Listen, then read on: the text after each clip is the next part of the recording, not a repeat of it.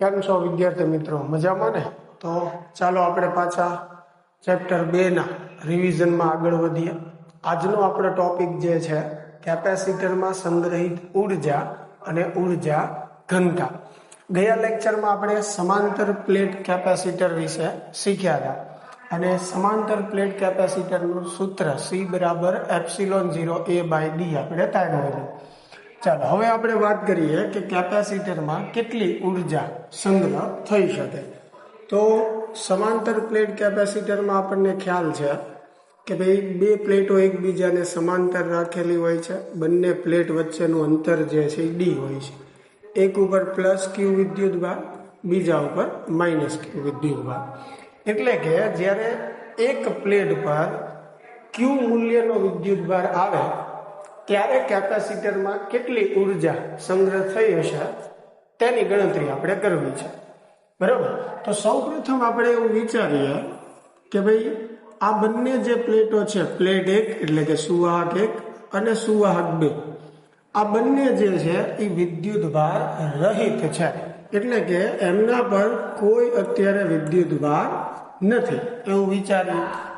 હવે ધીમે ધીમે આપણે આને વિદ્યુત ભારિત કરતા જઈએ. એટલે કે શરૂઆતમાં એનો વિદ્યુતભાર જે છે એ 0 છે. પછી આપણે શું કરીએ કે ટુકડે ટુકડે થોડોક સૂક્ષ્મ વિદ્યુતભાર આપીએ, પછી પાછો સૂક્ષ્મ વિદ્યુતભાર આપીએ. એમ કરતા કરતા બંને સુવાહક પરના વિદ્યુતભારનું મૂલ્ય આપણે Q સુધી લઈ જઈએ. તો શરૂઆતમાં એક વસ્તુ વિચારીએ આપણે કે ભાઈ ધારો કે અત્યારે 0 વિદ્યુતભાર છે, એમાંથી આપણે થોડોક વિદ્યુતભાર જે છે એને આપ્યો, જેના લીધે એક પ્લેટ પર -q' અને બીજી પ્લેટ પર +q' વિદ્યુતભાર છે. હવે સીધી વાત છે, વિદ્યુતભાર બંને પર આવે છે તો સ્થિતિમાન પણ હશે અને આ સ્થિતિએ એનું સ્થિતિમાન V' બરાબર કેટલું થશે? q'/c. કેપેસિટન્સના સૂત્ર ઉપરથી આપણને ખ્યાલ જ છે. તો જ્યારે એના પર q' વિદ્યુતભાર આવશે ત્યારે સ્થિતિમાન જે છે એ કેટલું થશે? q'/c થશે. હવે આ સ્થિતિએ આપણે વિચારીએ કે ભાઈ અહીંયા કેટલી ઉર્જા સંગ્રહ થઈ હશે. હવે સ્થિતિમાન અને સ્થિતિ ઉર્જાના કોન્સેપ્ટ ઉપરથી તમને ખ્યાલ જ છે કે ક્ષેત્રની વિરુદ્ધ કરવું પડતું કાર્ય એ આપણને એની ઉર્જા દર્શાવે છે. તો અહીંયા પણ આપણે એવું જ કરીએ, કોઈ dq' ધન વિદ્યુતભાર લઈએ, dq' ધન વિદ્યુતભાર લઈએ અને એને ઋણ પ્લેટથી ધન પ્લેટ તરફ આપણે લઈ જઈએ અને એની માટે આપણે જે કાર્ય કરીએ છીએ એ જ કાર્ય આમાં સંગ્રહ થયેલી ઉર્જા જેટલું હશે. તો dq' ને લઈ જવા માટે કરવું પડતું જે સૂક્ષ્મ કાર્ય છે એ dw બરાબર કેટલું હશે? તો કે કાર્ય એટલે વિદ્યુતભાર ગુણ્યા વિદ્યુત સ્થિતિમાનનો તફાવત. તો વિદ્યુત સ્થિતિમાન અત્યારે કેટલું છે? V' અને વિદ્યુતભાર જે છે આપણે લઈ જઈએ છીએ એ કયો છે? dq'. બરાબર? V' ની આપણે કિંમત મૂકીએ તો શું થશે? q'/c * dq'.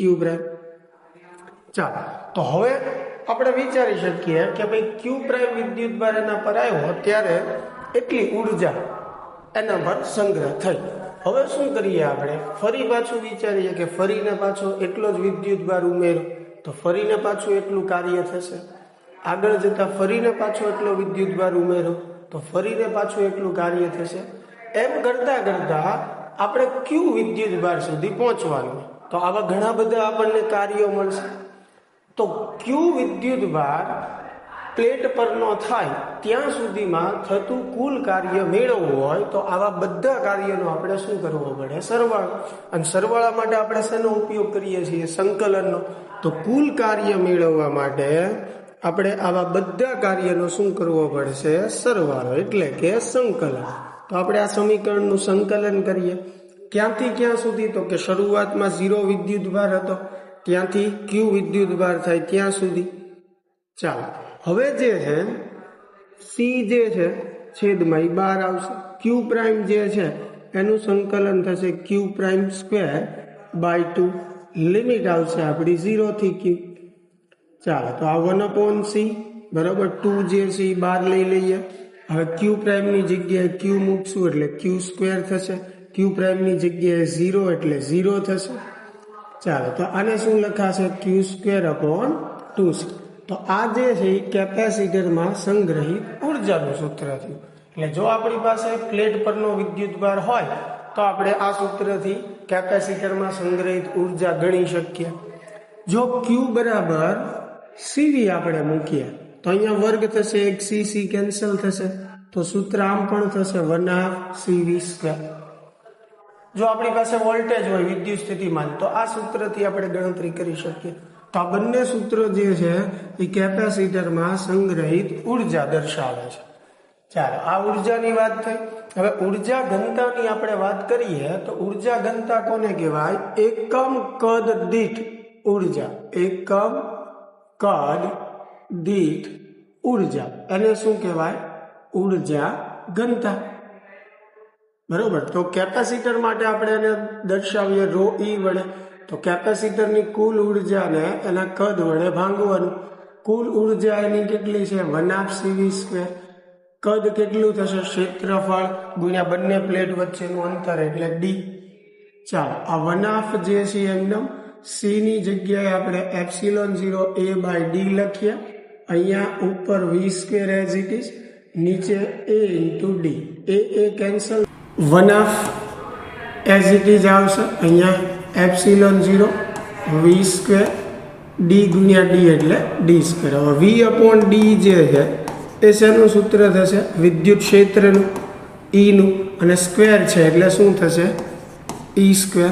તો આ જે છે એ કેપેસિટરમાં સંગ્રહિત ઉર્જા ઘનતાનું સૂત્ર થઈ ગયું. અને એક રીતે આપણે વિદ્યુત ક્ષેત્ર માટે પણ ઉર્જા ઘનતાનું સૂત્ર કહી શકીએ, જે આગળ જતાં આપણે ચેપ્ટરમાં જોશું. તો આશા છે વિદ્યાર્થી મિત્રો કે કેપેસિટરની ઉર્જા અને ઉર્જા ઘનતા આપને સમજાણી હશે. મળીએ હવે નેક્સ્ટ લેક્ચરમાં.